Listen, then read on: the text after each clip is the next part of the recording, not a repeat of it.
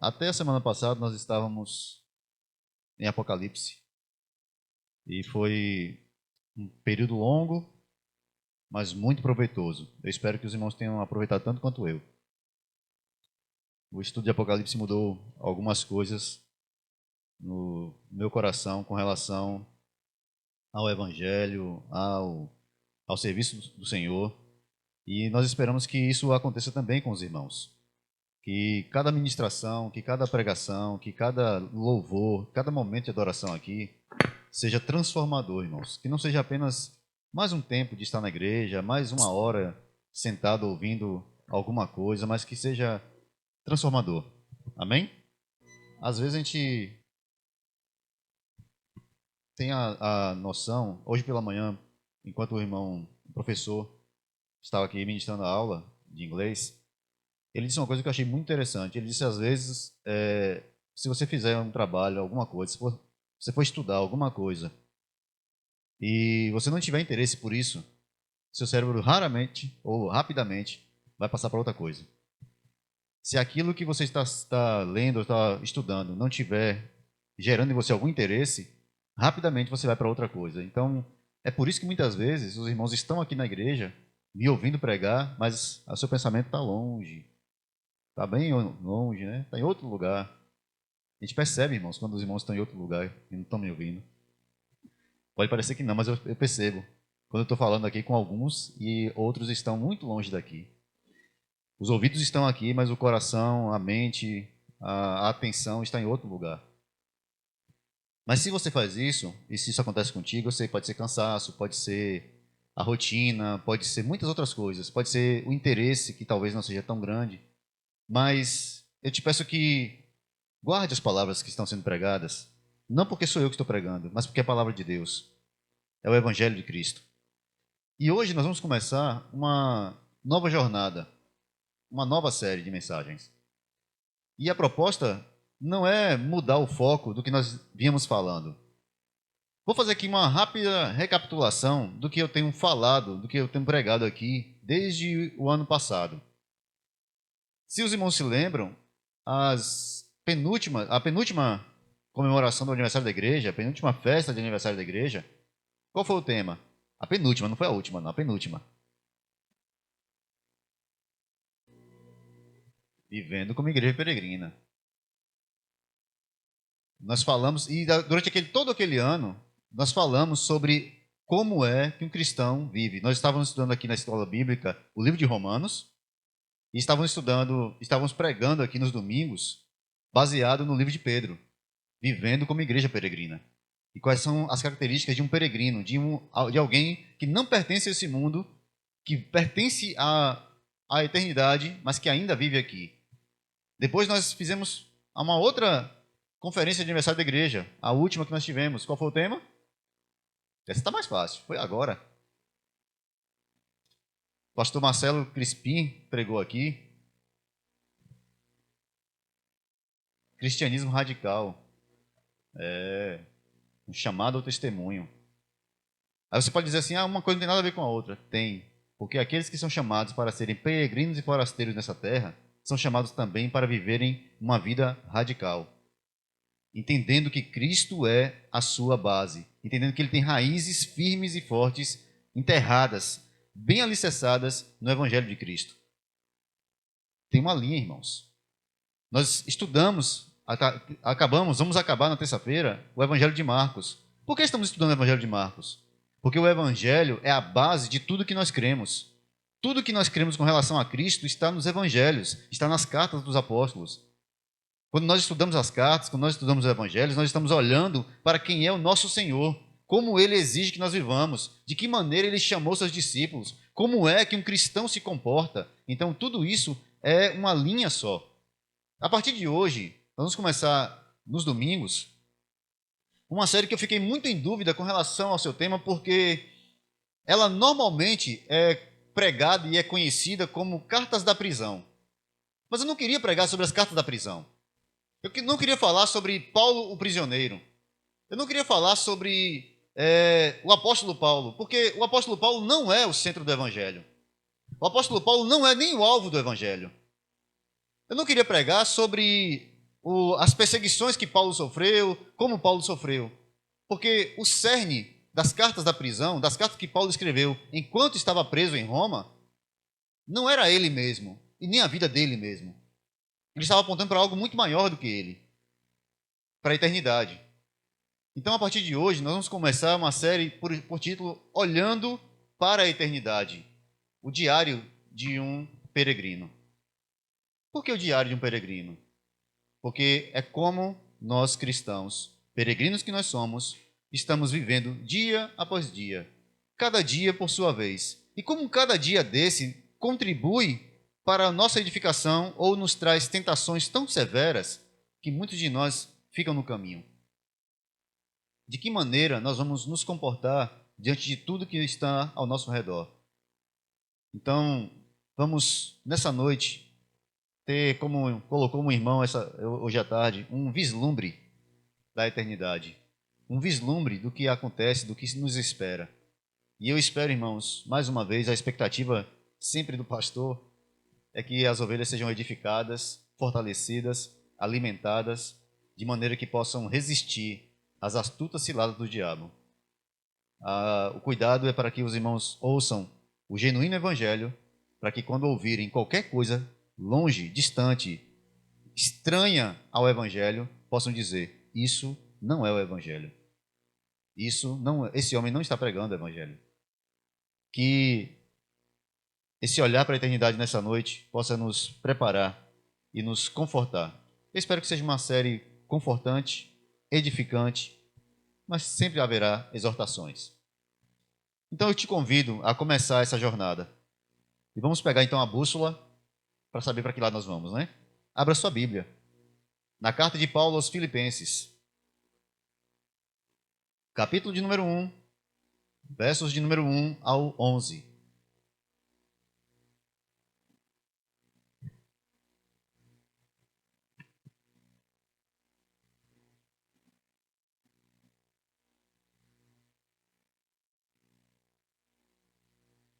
Aos Filipenses, capítulo 1, versos de número 1 ao 11.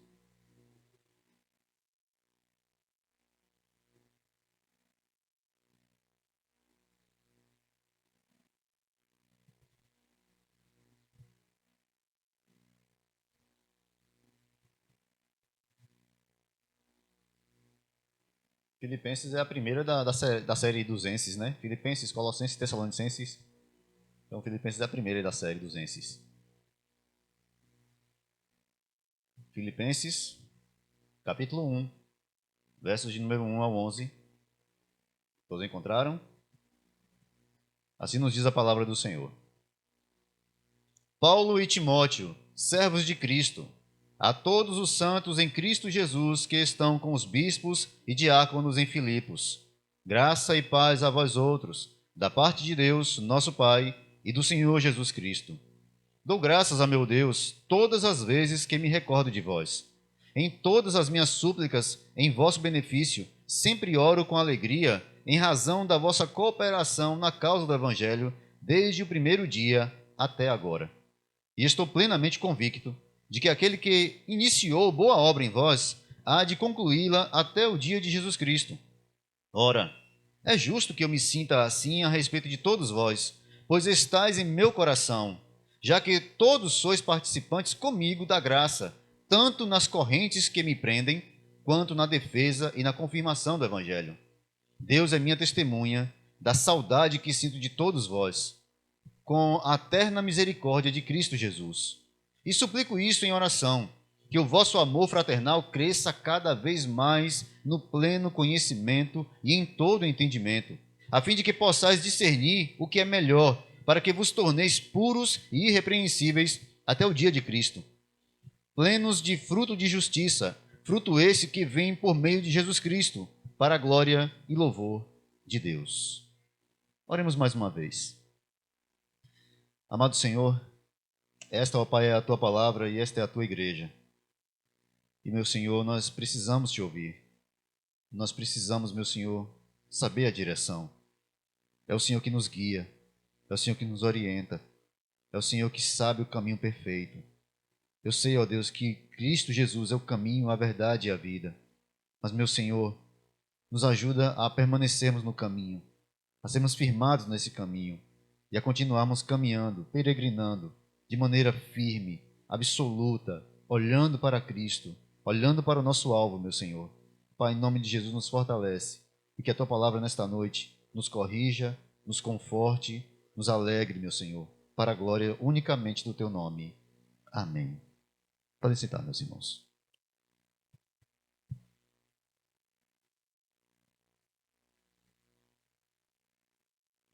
Esta carta, e é uma carta, viu? Foi um texto escrito especificamente para um grupo de pessoas. Quando Paulo escreveu aos Filipenses, ele não tinha noção, e na verdade nem sequer a intenção, de que essa carta, de que esse texto passasse a toda a igreja e chegasse até um futuro que ele não tinha o menor conhecimento. Quando Paulo escreve aos Filipenses, ele está falando com os filipenses.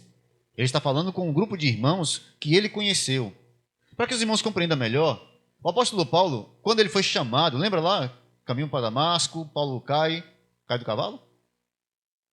Há controvérsias. Mas Paulo está lá no chão, ele tem uma visão da glória de Cristo, ele fala, o Senhor fala com ele fica cego por 3 dias, um discípulo de Jesus vai até ele, ora por ele então passa a caminhar com os discípulos, passa a ser perseguido pelos judeus porque está pregando o evangelho. A partir dali, então, ele é mandado para outros lugares e Paulo vai parar em Antioquia, que era uma cidade, era uma das regiões de Roma, uma cidade do Império Romano, mas que estava um pouco mais distante, era já a entrada da Ásia. Antioquia era uma cidade grande, uma cidade muito conhecida. Lá em Antioquia havia tanto Paulo quanto outros doutores da lei. E um dia, em oração, o Espírito Santo separou Paulo e Barnabé para a obra missionária. Eles foram então enviados. Eles saíram pregando o evangelho. Foram para a região da Ásia. E na sua primeira viagem missionária, eles passam por alguns lugares, Listra, Derbe, Icônio. Só que na segunda vez que eles vão para a viagem, a segunda vez que eles saem para a missão, eles vão para Filipos, que era uma cidade grande. Filipos foi fundada pelo pai de Alexandre o Grande. Por aí você tira, né? Alexandre o Grande, o pai dele, que foi um grande comandante, um grande general, que começou, na verdade, esse pensamento de expansão do Império Grego, ele conquista essa região e coloca na cidade o nome dele. Normal, né? Todo mundo queria ter uma cidade com seu nome, né? Era Cesareia, era outro lá, Herodianos, tinha lá, Herodias, tinha um nome lá até com o nome de Herodes. Era um negócio esquisito. E tinha aqui Filipos. E Filipos era uma cidade muito importante porque ela estava na rota principal que ligava a capital do Império Romano à entrada da Ásia, que estava o restante do Império Romano. Era a cidade, o caminho conhecido como Égide, o caminho real ou a estrada real.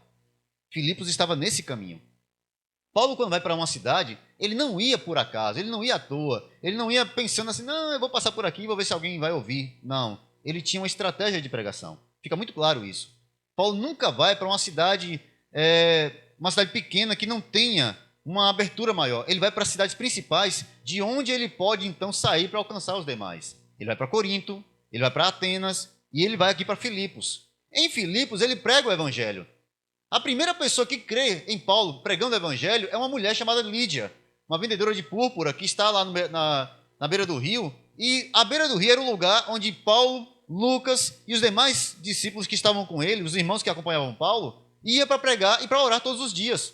Eles iam para orar e aquelas mulheres estavam ali lavando roupa, preparando as coisas, preparando os tecidos que iam ser vendidos, como Lídia, e elas ouviam a pregação. Um dia ela creu, e é interessante que Lucas diz, e Deus abriu o coração de Lídia para que cresce naquilo que Paulo pregava. Então ela creu no evangelho. E a partir dali ela convidou o Paulo para que ficasse na casa dela, com a família dela. Toda a família de Lídia crê no evangelho e se convertem. Então a primeira igreja a primeira igreja da Ásia é fundada em Filipos, nessa cidade. Paulo tinha um amor muito grande por essa cidade, porque os irmãos que estavam ali eram muito dedicados. Nessa cidade também, o apóstolo Paulo vai ter uma experiência muito ruim. Não a pior, mas é uma experiência que todos aqui já conhecem. Enquanto ele está pregando, há uma confusão lá e o pessoal diz que eles estão pregando uma coisa estranha. Então ele é levado aos magistrados e o pessoal começa a acusar ele. Olha, eles estão pregando uma coisa estranha, eles estão dizendo coisas aqui que não são viáveis para nós, eles estão falando contra os nossos deuses. E aí, aquela confusão toda, os magistrados pegam Paulo e Silas, dão uma surra e jogam na prisão, no cárcere interior. Ou seja, eles foram colocados sob segurança máxima, no lugar pior da prisão. São jogados ali. O carcereiro, então, recebe a ordem para colocá-los no cárcere interior. Lá eles estão. O texto de Lucas, lá em Atos dos Apóstolos, diz que à meia-noite, Paulo e Silas cantavam e oravam. Eles oravam e cantavam. E a prisão estremeceu diante do louvor, da adoração e da oração deles, e as portas se abriram.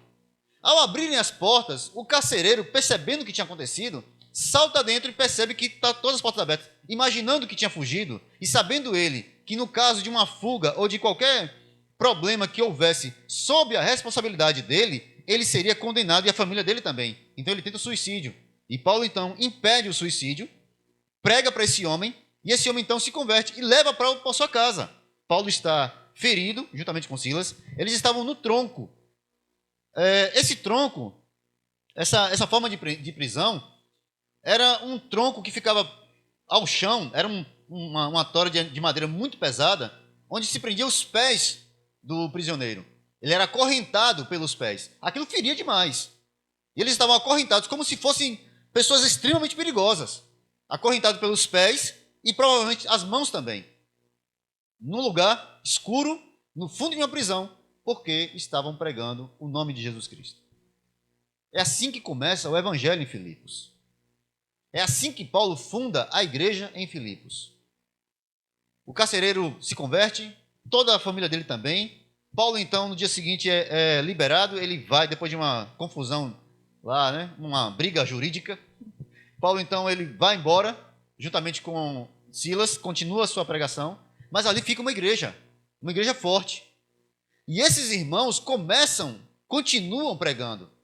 Por essa igreja, irmãos, passou discípulos como Lucas, Epafrodito, que era um dos grandes auxiliares de Paulo, e Marcos. Aquele Marcos, que escreveu o evangelho que nós estamos acabando de estudar, também esteve lá em Filipos e por algum tempo também pregou em Filipos. Ele também foi um dos mestres em Filipos. Foi um dos homens que ajudou a manter essa igreja firme.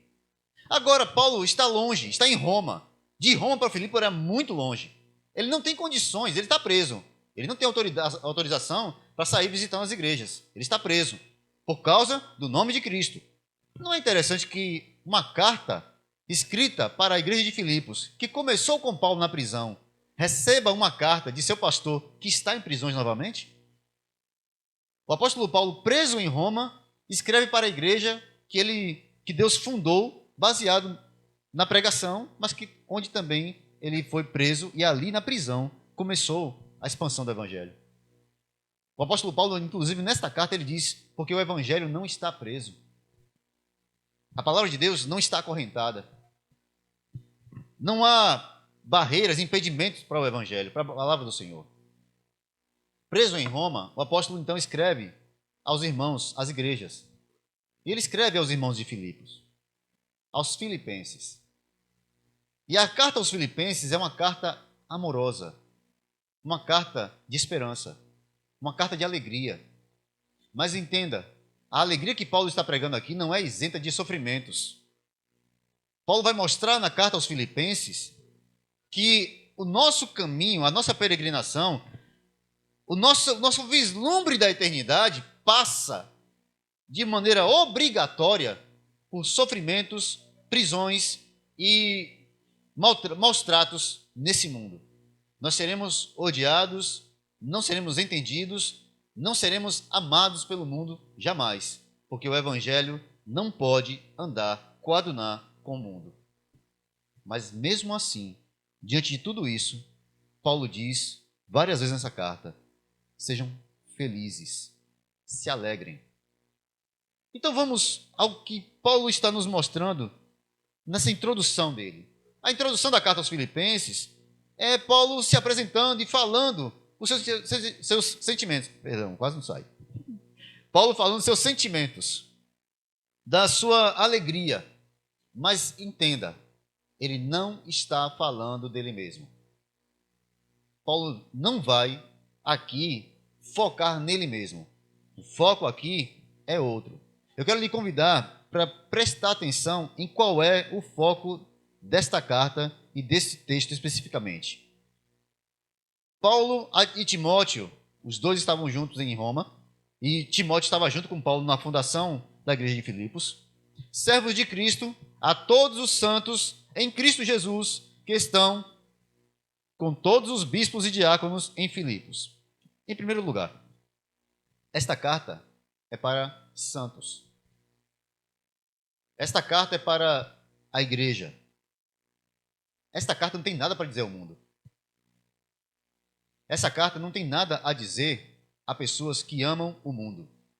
Esta carta é para os santos, para os separados, para os eleitos, para aqueles que já saíram do mundo. Paulo escreve aos santos que estão em Cristo Jesus, santos em Cristo, separados para Jesus. Os que já foram tirados do mundo e dados, entregues ao reino de Cristo. Estão em Cristo Jesus. Uma separação clara aqui. Paulo está escrevendo aos santos que estão em Filipos, mas eles estão em Filipos, eles não são de Filipos. Eles vivem em Filipos, mas eles não pertencem a Filipos. Ele está escrevendo para a igreja que está lá naquela cidade. E ele vai dizer a esta igreja, aos bispos e aos diáconos. Bispos aqui, irmãos, não é uma nomenclatura, ou aqui Paulo não está falando de cargos, não. A igreja primitiva não se preocupava com cargos. Na igreja primitiva não haviam cargos. O bispo aqui não era alguém melhor ou maior do que o pastor. O bispo aqui era apenas um irmão que era um ancião, mais velho, e que era responsável diante da igreja por manter a limpeza, a pureza doutrinária. Na ausência dos apóstolos, esses irmãos mantinham a igreja na mesma linha teológica e doutrinária, para que não pregassem coisas diferentes. Então, os bispos e os diáconos que serviam a igreja, eram a esses que Paulo está escrevendo. E Paulo saúda eles com aquela saudação que nós falamos continuamente. Graça e paz a vós outros, da parte de Deus nosso Pai e do Senhor Jesus Cristo. Paulo está falando com uma igreja separada, com irmãos separados, e está dizendo a eles, a vocês, irmãos, foi concedido graça. Ou seja, vocês foram resgatados pelo amor de Deus, não olhando para os seus defeitos, para as suas limitações, mas pela graça de Deus. A vós também foi dado paz, mas não é paz com o mundo, não. Jesus disse aos discípulos, não, eu vos deixo a minha paz, eu vos dou a minha paz, não a paz que o mundo dá. Não é a paz do mundo, não é paz com o mundo, é paz com Deus. É a paz de saber que no dia do juízo eu não serei condenado. É a paz de dizer que eu posso orar diante do Senhor, posso entrar diante de Deus e não serei rejeitado por causa de Cristo. Então, esta paz, Paulo está dizendo, irmãos, vocês já fazem parte dessa família. A vocês é dado, é concedido graça e paz. Irmãos, para aqueles que estão olhando para a eternidade, para aqueles que não estão presos olhando para esse mundo, essas duas palavras são absolutamente significantes. Porque é difícil caminhar numa estrada pedregosa, ruim. É difícil andar por estradas perigosas, por caminhos onde você corre risco de vida. É difícil viajar por estradas perigosas. Os irmãos que trabalham viajando, os irmãos que já viajaram muito, sabem muito bem o que é isso. Trechos que você teme, trechos que as pessoas avisam, olha, cuidado, você vai passar em tal lugar. É difícil viajar sabendo que você vai passar por lugares que a sua vida corre risco. O apóstolo Paulo está falando com viajantes, com peregrinos, com pessoas que estão nessa cidade, mas que sabem que estão de passagem. E ele está dizendo para eles, vocês têm a graça e a paz de Deus. Vocês têm a alegria de estarem em Cristo Jesus. Vocês são, irmãos, separados. Não se preocupem. Caminhem. Continuem a viagem de vocês. Graça e paz da parte de Deus, nosso Pai, e do Senhor Jesus Cristo. Então ele começa a agradecer a Deus pela vida dos irmãos. Mas observe, dou graças ao meu Deus todas as vezes que me recordo de vós, em todas as minhas súplicas em vosso benefício, sempre oro com alegria, em razão da vossa cooperação na causa do Evangelho, desde o primeiro dia até agora. Em razão da causa do Evangelho, eu agradeço a Deus todos os dias pela vida de vocês. Vamos aqui compreender o que Paulo está dizendo. É como se Paulo, escrevendo para nós, disse assim: irmãos, eu agradeço a Deus pela vida de vocês, porque desde o dia que vocês se converteram, vocês nunca mudaram de ideia. Vocês nunca perderam de vista o Evangelho de Cristo. Vocês nunca começaram a olhar para outros lugares e desejar outras coisas. Vocês nunca ficaram duvidosos sobre o que seguir, quem seguir. Eu dou graças a Deus pela vida de vocês, porque desde o princípio, versículo de número 5, em razão da vossa cooperação na causa do Evangelho, desde o princípio, desde o primeiro dia até agora. Esses irmãos, Lídia, o carcereiro, a família do carcereiro, a família de Lídia, esses irmãos continuaram, irmãos, perseveraram. Esses irmãos continuaram servindo a causa do Evangelho. Qual é a causa do Evangelho? O que é que o Evangelho é? O Evangelho é o poder de Deus para a salvação de todo aquele que crê. Mas o Evangelho também é o anúncio da graça de Deus e do juízo do Senhor. A causa do Evangelho é Deus salvando homens por meio de seu Filho. Há uma graça aqui, mas há também uma causa. Deus salva pecadores para a glória do seu próprio nome. Está no versículo 10 desse mesmo texto. A fim de que possais discernir o que é melhor, para que vos torneis puros e irrepreensíveis até o dia do Senhor Jesus Cristo. Verso 11. Plenos de todo fruto, fruto este que vem por meio de Jesus Cristo, para a glória e louvor de Deus. Desde o primeiro dia que aqueles irmãos conheceram a Cristo, eles passaram a viver para a glória e louvor de Cristo Jesus e de Deus Pai. E nunca mudaram de ideia. E nunca deixaram o reto caminho. E nunca pensaram em outras coisas. O apóstolo Paulo está escrevendo com uma grande alegria de saber que é uma igreja firme, viva, poderosa, no meio de uma Ásia corrompida, problemática, idólatra. Uma região dominada pela idolatria e pela loucura romana e grega. Uma vida sabe, irmãos, sem regras, sem limites para os seus desejos. As festas, as coisas, as comemorações, até os cultos aos deuses eram vergonhosos.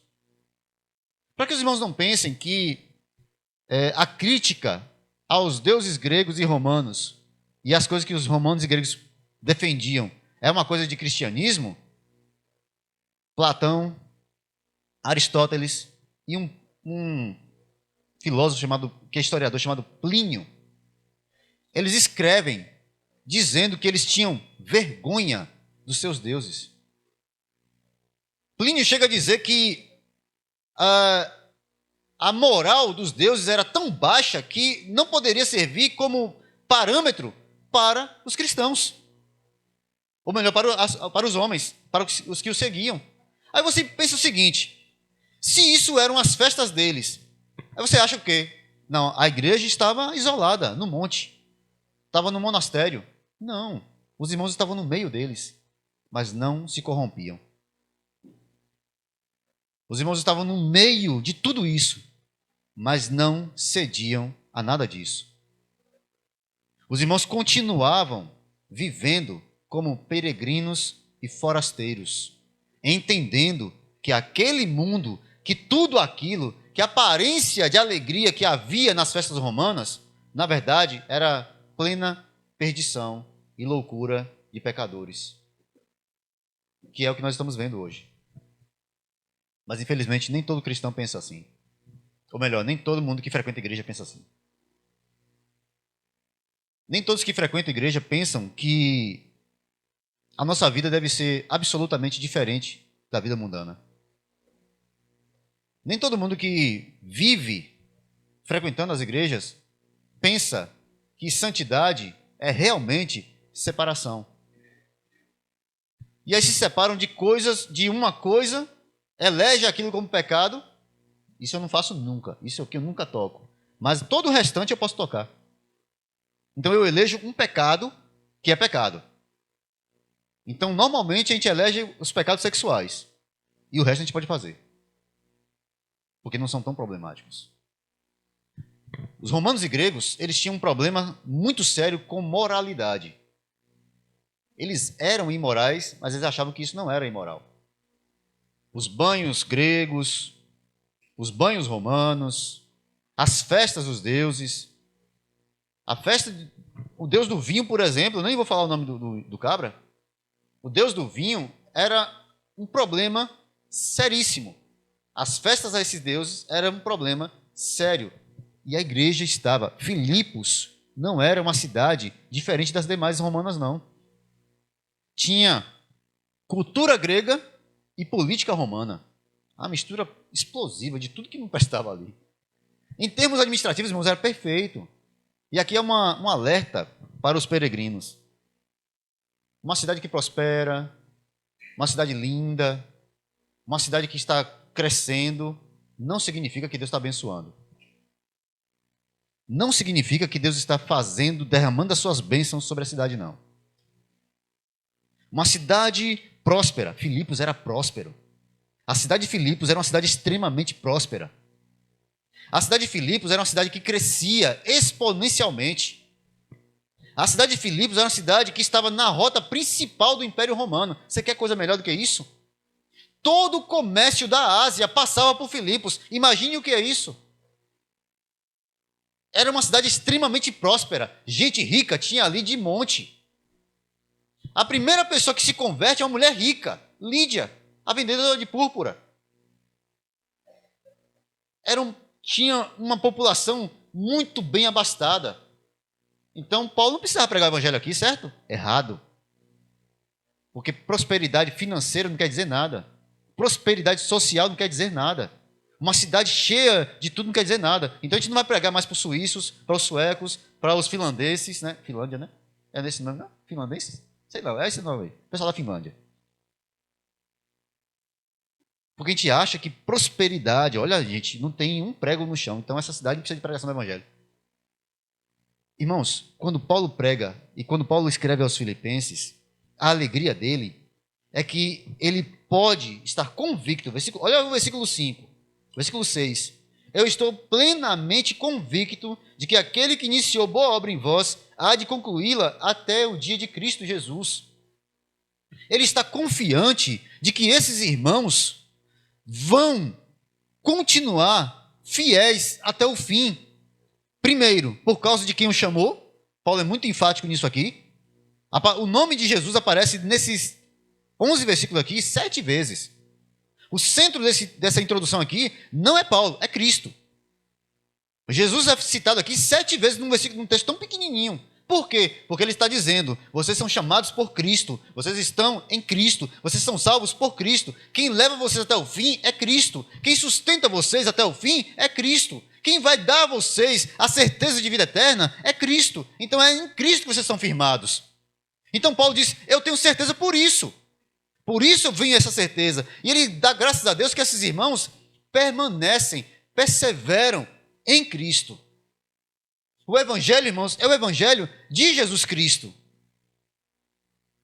Essa é a pregação que domina todas as cartas, todo o evangelho. É Jesus Cristo. O centro do evangelho, irmãos, não é meu bem-estar. A proposta do evangelho não é me chamar para me sentir bem. A proposta do evangelho não é me colocar num lugar onde eu me sinta feliz. A princípio, o evangelho vai nos tornar extremamente preocupados. Vai criar um conflito que pode, inclusive, gerar uma tristeza profunda em nós. Sim, o evangelho pode levar algumas pessoas à depressão. Mas não é uma depressão maligna, não. É uma tristeza de saber que eu não posso nada, Senhor. Oxe, não sou eu? Não é a minha força? Eu não consigo? Olha, eu estou tentando e não estou conseguindo. É porque eu não consigo mesmo? Então eu não tenho forças, então não sou eu que sou capaz? Não sou eu que sou o Senhor da minha vida? E embora alguns digam Jesus é o Senhor, isso é só um nome para colocar numa placa. Não significa nada para eles. Nada. Jesus só é Senhor de algumas coisas. Paulo entende e deixa claro que o senhorio de Cristo em Filipos é pleno. Os irmãos compreenderam quem é Cristo, quem é o Senhor. Olha a alegria de Paulo, versículo de número 7. É justo que eu me sinta assim a respeito de todos vós, pois estáis em meu coração, já que todos são participantes comigo da graça, tanto nas correntes que me prendem, quanto na defesa e na confirmação do Evangelho.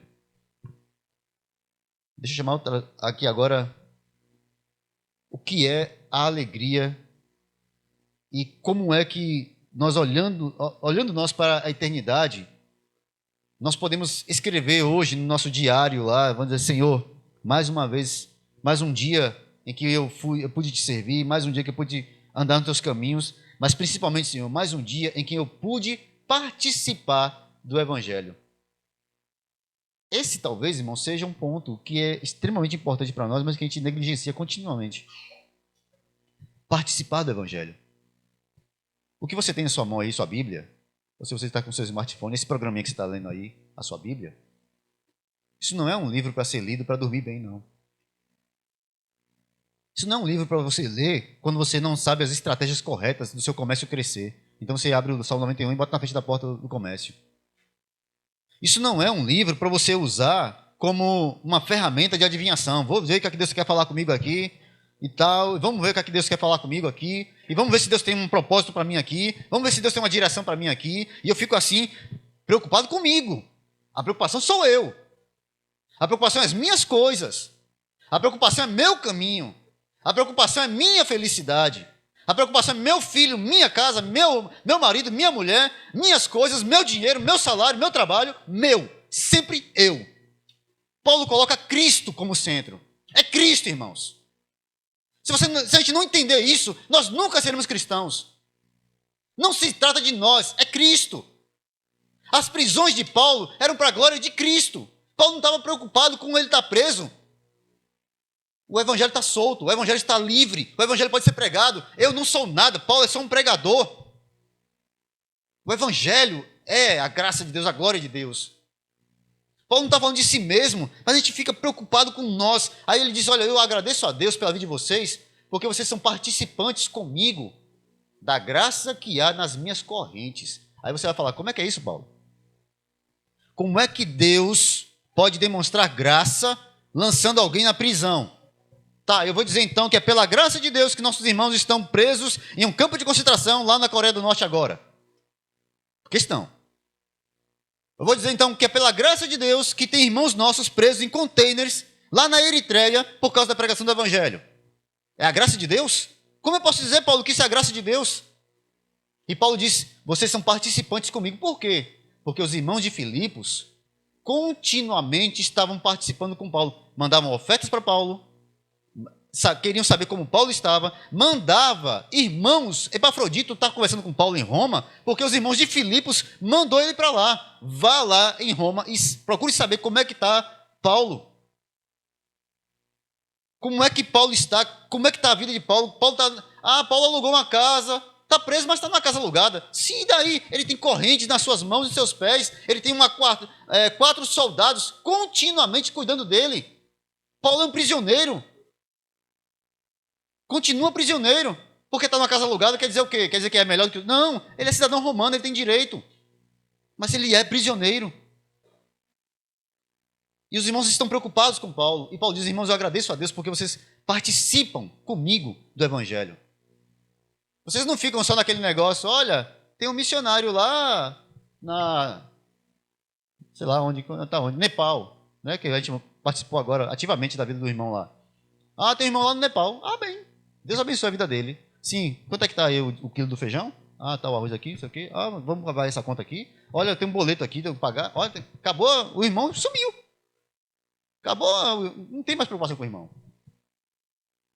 Nós não estamos realmente vivendo de forma a olhar para a eternidade como sendo, como algo que vai refletir agora, irmãos. A gente acha que a eternidade é quando a gente chegar lá. Mas nós já estamos caminhando aqui como cidadãos dos céus. E esse é o chamado de Cristo. Para que nós vivamos como cidadãos dos céus. Rejeitando tudo que está nesse mundo. Caminhando num caminho estreito, difícil. Tá, eu sei que muitos irmãos estão chateados comigo já porque eu falo muito a palavra peregrino. Tem 5 anos falando a palavra peregrino nessa igreja. Desde o primeiro dia. Eu preguei quase que ininterruptamente falando aqui. Já citei o livro de John Bunyan umas 500 vezes. Gilane não aguenta mais falar de John Bunyan.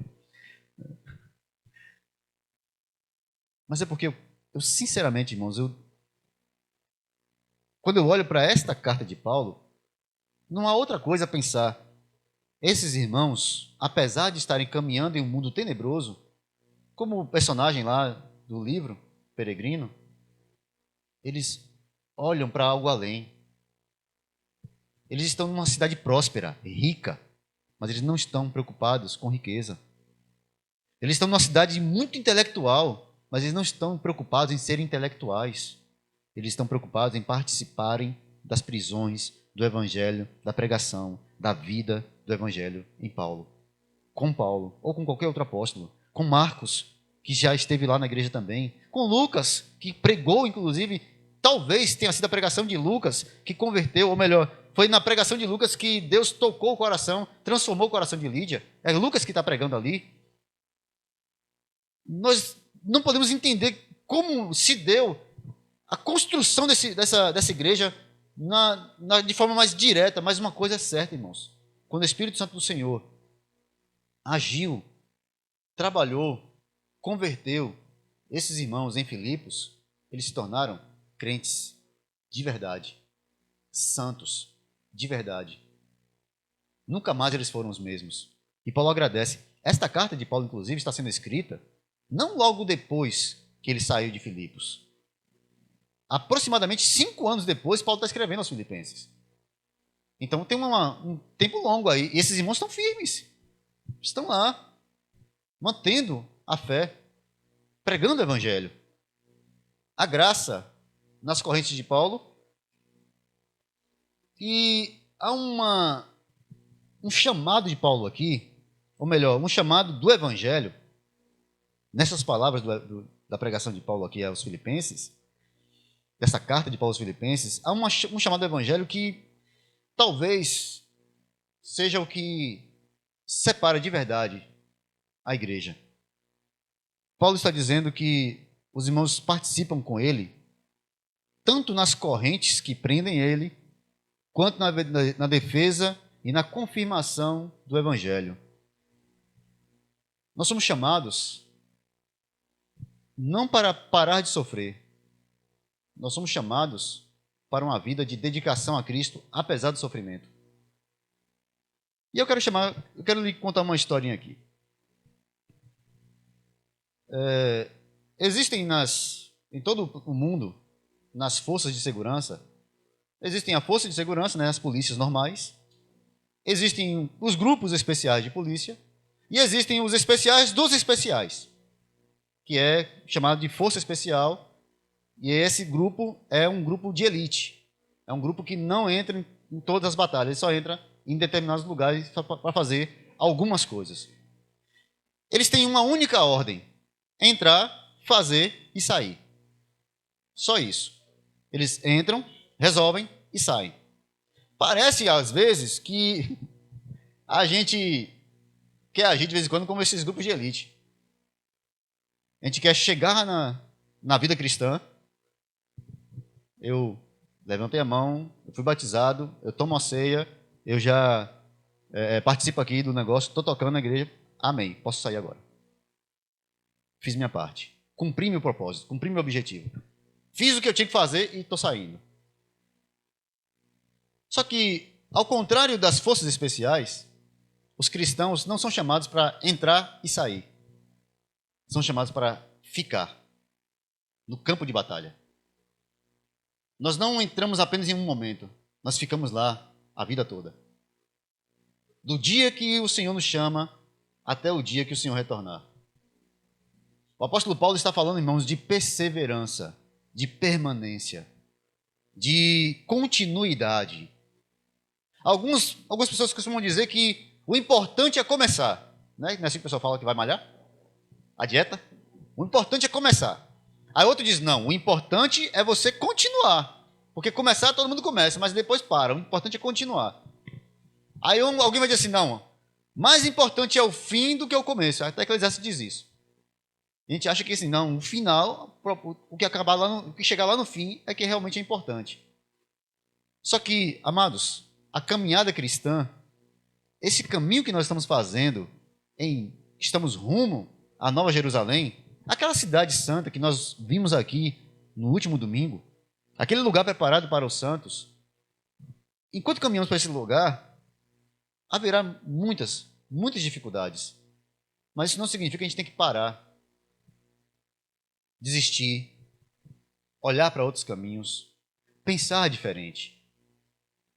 O grande desafio do cristianismo nos nossos dias, irmãos, é permanecer fiel ao Evangelho, sem invenções, sem usurpar o que o Evangelho diz, sem medo de dizer a verdade, sem medo de assumir o que o Evangelho fala, independente do que as pessoas vão dizer, sem medo de assumir as posições que Deus estabelece para a vida cristã, seja no casamento, seja na vida social, seja na vida sexual, seja na vida financeira, onde quer que seja, a nossa vida ela é integralmente de Cristo. E em toda a nossa vida, integralmente, nós pregamos o Evangelho. Então, aqui, Paulo está chamando os cristãos, está agradecendo a Deus, porque eles continuam, eles não mudam, não mudaram de ideia, eles não desistiram, eles não abriram mão de algumas coisas. É interessante que na carta aos Filipenses, não há nenhuma exortação com relação a heresias ou a falsos pregadores. Ao que parece, a igreja de Filipos tinha pouca paciência com herege. Pelo jeito, eles não conseguiam ficar muito por ali, não. Mas, independente disso, a igreja de Filipos era fiel ao Evangelho, continuamente. Aí, nos versículos finais, Paulo vai louvar a Deus e vai falar da alegria dele em estar com esses irmãos. Ele vai dizer, Deus é minha testemunha da saudade que sinto de todos vós, com a eterna misericórdia de Cristo Jesus. E suplico isto em oração, que o vosso amor fraternal cresça cada vez mais no pleno conhecimento e em todo entendimento, a fim de que possais discernir o que é melhor, para que vos torneis puros e irrepreensíveis até o dia de Cristo. Por 2 vezes Paulo fala aqui do dia de Cristo. Que dia de Cristo é esse, irmãos? A volta do Senhor. É disso que Paulo está falando. E ele está pedindo a Deus, olha, a súplica. Quando a palavra aqui é traduzida como súplica, é porque não é somente um pedido básico, não. O apóstolo Paulo está orando pela igreja de maneira fervorosa, amorosa. Ele realmente, o coração dele está nisso aqui. Ele não está falando da boca para fora. Não é uma oração apenas para aparecer lá no jornal ou para ser colocado em algum lugar ou para aparecer no YouTube. É uma oração de um pastor que realmente está preocupado com a igreja que o Senhor lhe colocou, lhe deu. Ovelhas que são para ele tomar conta, que devem cuidado a ele. Então, olha o que ele diz. Eu suplico, eu imploro em oração que vocês se amem, que vocês verdadeiramente entendam o que significa amor fraternal, que vocês entendam de verdade o que é ser irmãos em Cristo, de uma preocupação mútua, de um amor mútuo, de um cuidado mútuo, de não esperar que o pastor cuide de todo mundo, mas um cuidando do outro também, de ter o cuidado um com o outro, se preocupar um com o outro, de amar um ao outro. Eu rogo, eu imploro a Deus que o vosso amor fraternal cresça cada vez mais no pleno conhecimento e no entendimento. Observe, Paulo está dizendo, irmãos, que o amor de vocês seja um amor inteligente, razoável, um amor que realmente entende o que é o Evangelho e como vocês podem caminhar junto com os demais. paciência, graça, longanimidade, misericórdia, entendimento, sabedoria, edificando-vos uns aos outros. Ou seja, vocês precisam contribuir para que o outro seja fortalecido, e não o contrário. Um crente que comemora a queda do outro, ele é um servo do diabo. É um filho do inferno, enfiado no meio das igrejas. Um irmão que se alegra porque o outro tropeçou e caiu, tem algum problema muito sério. Porque o que a Escritura nos ensina é que nós precisamos nos edificar mutuamente em amor fraternal, como irmãos, entendendo a fraqueza uns dos outros, entendendo como o outro é falível, miserável pecador, tanto quanto eu. Então a oração de Paulo é: irmãos, amem-se. E por fim, que vocês possam discernir o que é melhor, para que vos torneis puros e irrepreensíveis até o dia de Cristo. Irmãos, orem a Deus e peçam discernimento. Pelo amor de Deus, irmãos. Não dê ouvido a tudo que vocês ouvem, não. Não fiquem repetindo tudo que vocês acham bonito na internet, não. Não fiquem repostando toda frase que parece lógica para você, não. Não participe do pecado alheio, não. Não faça isso, não, irmão. Não participe da queda do outro, não. Não vá junto com ele para o buraco, não. Não se reduza à mesma ignorância. Pelo contrário, traga o ignorante para a luz, para a graça. Eu não estou dizendo aqui que nós somos melhores, não. Eu estou dizendo que esse aqui, ó, irmãos, é o Evangelho, é a Escritura, é a Bíblia. É isso aqui que é a luz. É o Evangelho que nos ensina o caminho correto. É isso que deveria povoar suas postagens, seus pensamentos, suas conversas. É a essência do Evangelho. E não os fuxicos, as fofocas, o quem fez, quem deixou de fazer. Povoe a sua mente, o seu coração. Peça discernimento ao Senhor, para que você seja cheio disso, a fim de que possais discernir o que é melhor, para que você torneis puros e irrepreensíveis. Como é que Paulo vai falar aos irmãos em Filipos para viverem uma vida de pureza? Ele sabe o que ele está dizendo. Impureza sexual, à torta e à direita lá. É uma cidade grega. Não tem limites. Não tem freios. É uma cidade de pensamento romano. Cada um faz o que quiser. E Paulo está dizendo, irmãos, entendam, compreendam, cresçam em graça para que vocês se mantenham puros e irrepreensíveis. E, meus irmãos, ser irrepreensível significa não ter nada que alguém possa lhe dizer contrário, que possa lhe chamar a atenção, que possa lhe repreender, que você não tenha nada, absolutamente nada, que alguém possa lhe chamar a atenção e dizer, rapaz, você está errado. Ser irrepreensível é isso. Andar de maneira irrepreensível é ser imitador de Cristo. Aí você pode falar assim, pastor, mas aí o padrão está muito alto. Eu sei, o padrão é Cristo, irmão. O padrão não sou eu, não. O padrão é Cristo. Sede imitadores de Cristo. Sejam imitadores de Deus. O padrão é Cristo, o padrão é Deus. Não somos nós, não. O padrão não é o pregador que a gente segue, não. Pelo contrário, o padrão sempre será Cristo. Na hora que o pregador desviar, ele vai sozinho. Cristo mantém. É Cristo o pregador, o modelo, é Cristo o padrão.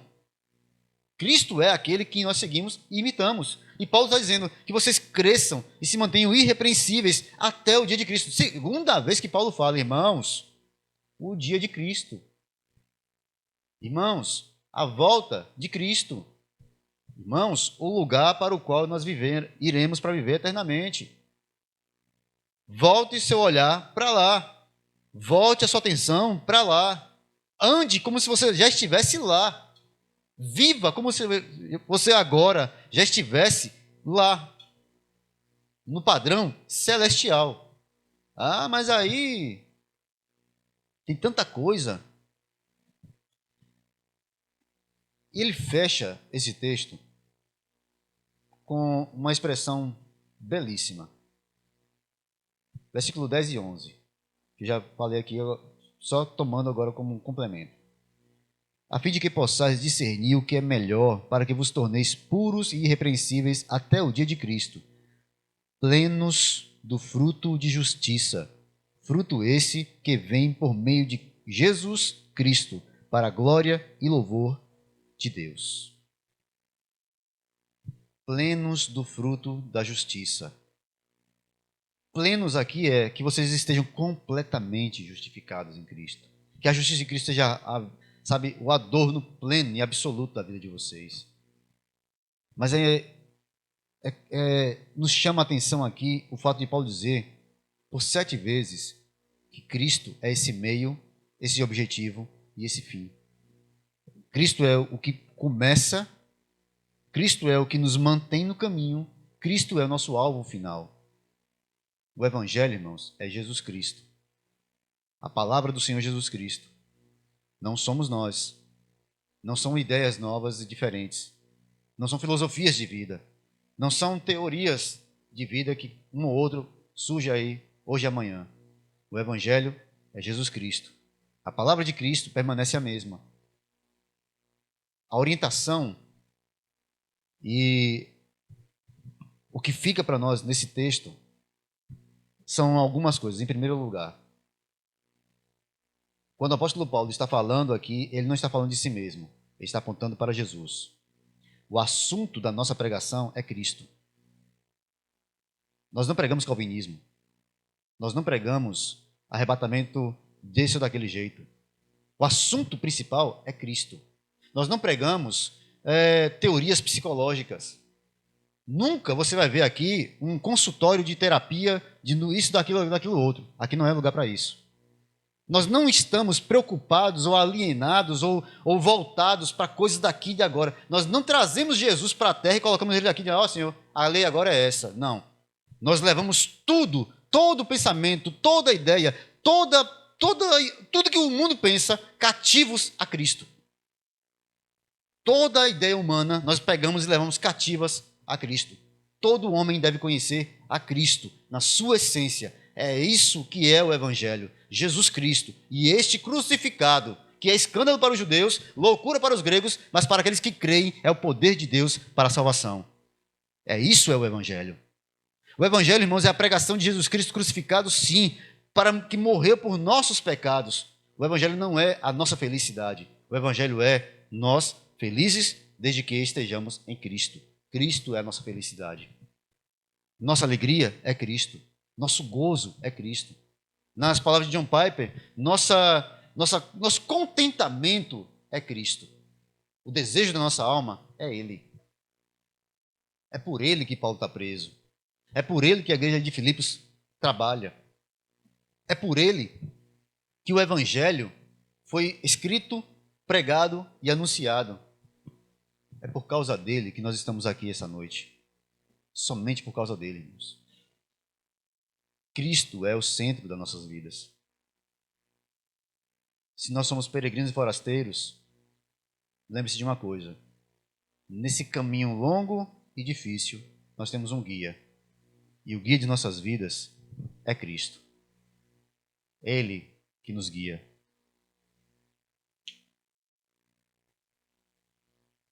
É Ele que nos sustenta. É Ele que vai conosco. Na jornada para o céu, quem vai à nossa frente é o bom pastor. E as ovelhas seguem a sua voz, porque o conhecem. Siga a voz do Senhor Jesus Cristo, não outras vozes. Siga a voz do seu mestre, esqueça as outras vozes. Siga a voz de Jesus e cale as outras vozes. A voz do Senhor Jesus é que nos guiará até a eternidade. Amém?